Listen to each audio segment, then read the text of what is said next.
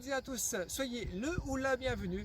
Moi c'est David, je suis ravi de vous accueillir ici sur cette chaîne sympathique, David Pronofoot. C'est une chaîne de pronostics de passionnés de foot. Alors aujourd'hui, pour cette vidéo, je vais vous présenter mes avis concernant la première journée de la Ligue 1 qui débutera vendredi soir. Et on fera un point rapide sur les derniers pronos, peut-être pour être tout à fait transparent avec toi. Allez, on monte encore un peu.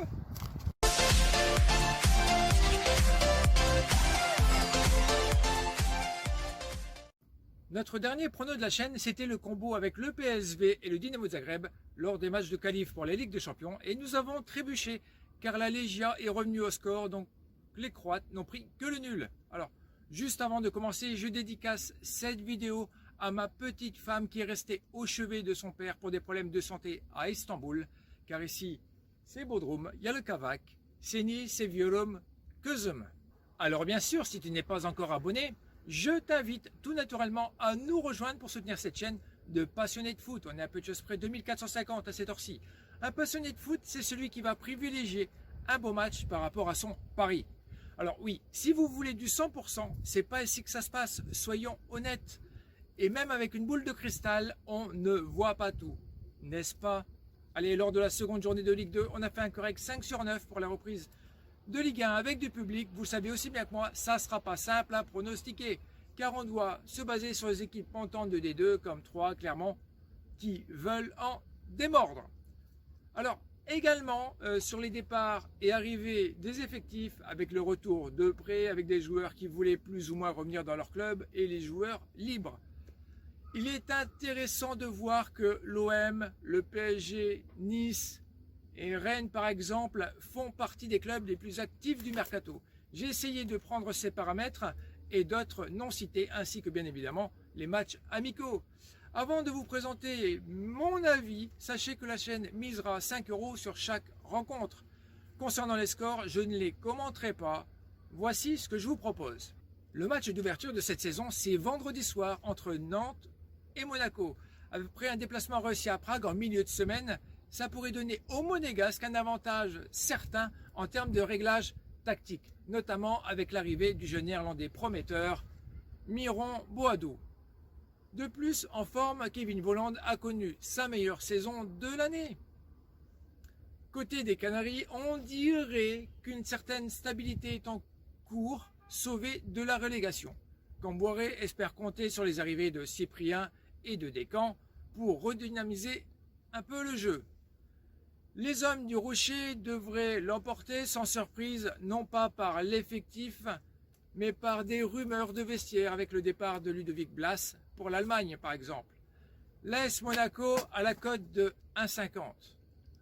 Oui, ne voulez pas, il y a les cailloux qui tombent et sinon on est dans la montagne, ne vous affolez pas. Alors le samedi, nous avons Lyon-Brest. Les Lyonnais joueront sans Lucas qui a signé à Monaco pour 5 ans, Youssouf Koné prêté à 3, Bard parti à Nice, Andersen parti outre-Manche rejoindre Crystal Palace.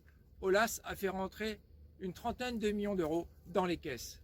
Sans non plus Guimarães qui joue avec sa sélection brésilienne et je n'ai pas compté Memphis Depay en Catalogne. Les matchs de prépa ne sont pas en leur faveur. Néanmoins, ils marquent des buts avec Ekambi, Dembélé et Slimani qui devraient encore éclore cette saison. En face, les Bretons. Alors, ils n'ont pas vraiment été actifs sur le marché des transferts, disons-le. Perrault, parti pour South en Angleterre, rapportera 17 millions au club. En arrivée, pas grand-chose. Les matchs amicaux, je dirais que cela a été compliqué pour être politiquement correct. Pour la dynamique, je préfère la victoire lyonnaise qui ne déçoit que très rarement en match d'ouverture de saison. Cela à la cote faible de 1,35 qui est toujours meilleur que l'over 2,5 buts à 1,30. Ensuite, nous avons David contre Goliath. Et oui, nous avons 3 contre PSG. Les Troyens, fraîchement arrivés de D2, se prennent d'emblée le club de la capitale. Un gros morceau. Je l'ai dit plus haut, Youssouf Koné venant de Lyon est prêté. Seule belle arrivée pour les Stacks. Leur dernière victoire face à l'ogre parisien, c'était il y a 20 ans. Une seule victoire sur les 6 matchs de prépa. Mais il marque. Au niveau technique, c'est pas le niveau de l'opposant du jour. Il faut être clair. Qui lui sera privé des Espagnols Ramos, Bernat et Sarabia. Mais avec l'arrivée d'Hakimi, qui a déjà marqué en match de préparation. Et pourtant, face à Lille, lors du Trophée des Champions, ils se sont inclinés sur le score de 1-0. Et n'ont pas été non plus tranchants lors de leurs matchs amicaux. Prenons un raccourci, on pourra compter sur les courses d'Hakimi et de Mbappé avec l'appui de Neymar qui aurait pris quelques petits kilos, le Brésilien. Donc victoire parisienne, certes, mais si on va plutôt essayer les deux équipes marquent à la cote de 1,90. Dimanche, en début d'après-midi, c'est Rennes-Lens. Les Rennais actifs sur les marchés a signé Badé de Lens, Sulemana, voilà que je prononce bien, de Nordjylland, du club danois, pour 35 millions d'euros pour les deux. Et l'arrivée de Nîmes de Meiling. Alors, beaucoup d'ambition, mais avec, pour ma part, trop de départs. Mais surtout Clément Grenier restera ou restera pas, car des rumeurs penchent vers un départ vers le club rhodanien de Lyon. Et un bilan de matchs amicaux peu convaincant. Les 100 et or, après s'être séparés de Bardet pour 20 millions, se sont offerts Machado de Toulouse et Kakuta d'Amiens pour 7 millions. Leur bilan pour les matchs amicaux est bon, malgré les réglages défensifs encore à mettre en place avec 2 victoires, 3 nuls et une seule petite défaite. Pour le premier prono compliqué, je donnerai la victoire au Rennais à la cote de 2. J'espère que Dudu, tu ne m'en voudras pas. À la fin de cette rencontre, on embrayera avec la rencontre Bordeaux face au promu Clermontois. Les Girondins font partie du club très fermé des invaincus en matchs amicaux, malgré un mercato quasiment au point mort. Selon les rumeurs, Ben Arfa serait pressenti à Lille. Putain, quelle horreur pour remplacer Sanchez. Moi, j'y crois pas. En face, Clermont, provenant de Ligue 2, reste invaincu depuis 7 matchs amicaux. Ils ont su l'emporter contre Nantes, Saint-Étienne, Montpellier, pas des moindres. Alors, je n'ai pas trouvé d'historique en championnat entre ces deux-là. Le nul me paraît équitable, mais je préfère un plus de 2,5 buts à pronostiquer pour ce duel à la cote de 1,90.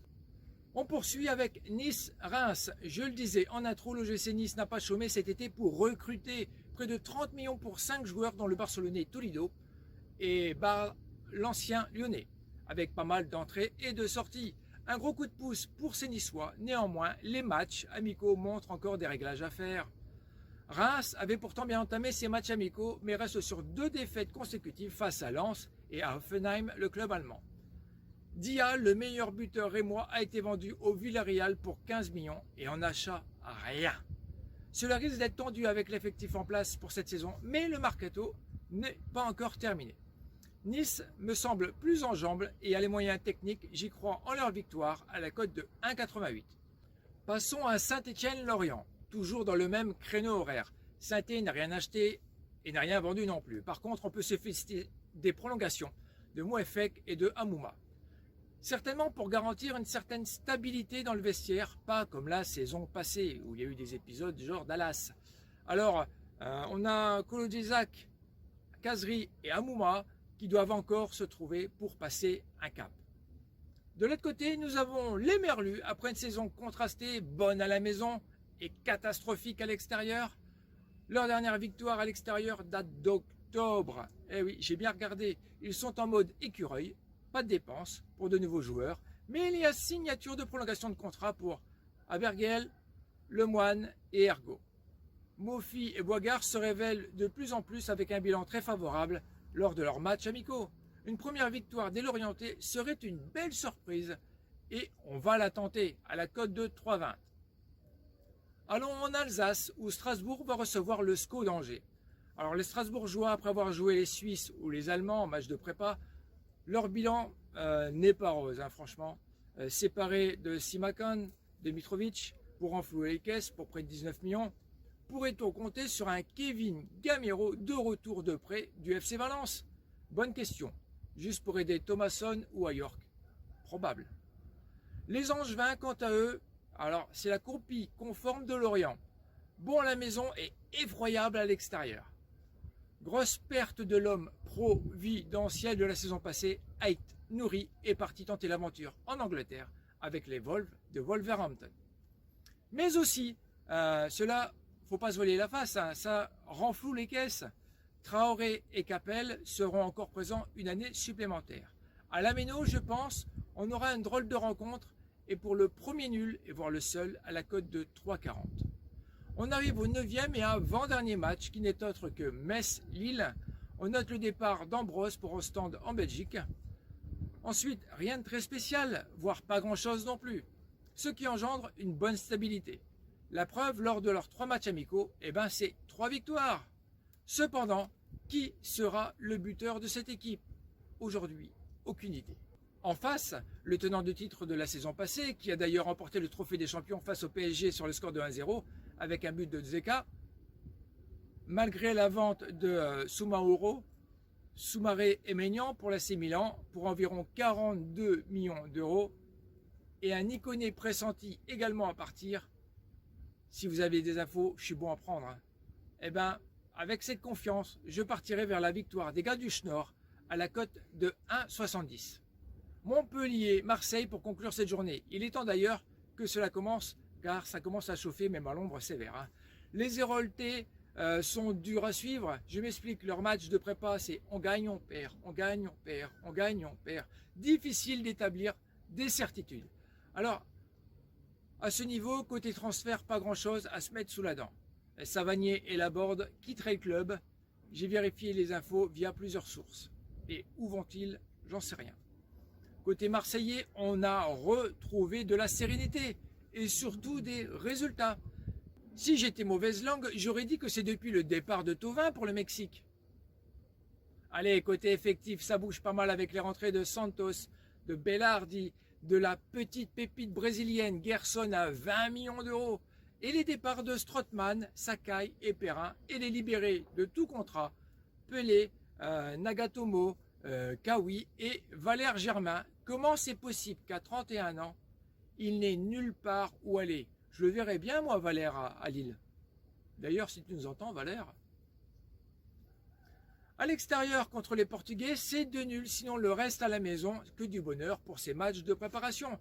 Dimitri Payet n'est pas celui que j'affectionne, mais il marque presque à tous les matchs. Et dans cette optique, victoire marseillaise à la cote de 2,30. Voilà, l'exercice est réalisé. J'espère au moins avoir un 5 sur 10 avec une belle cote qui sort tout de même. Avec pour rappel 5 € de placé par match, soit 10 matchs. La chaîne placera donc 50 € de pari. Si tu as apprécié le contenu alors, just like. N'hésitez pas non plus à me faire part de vos points de vue, car oui, pour moi il compte et je vous répondrai. Merci d'avoir regardé cette vidéo jusqu'au bout. Je vous dis bon match et bon week-end. Prenez soin de vous et de vos proches. Bye.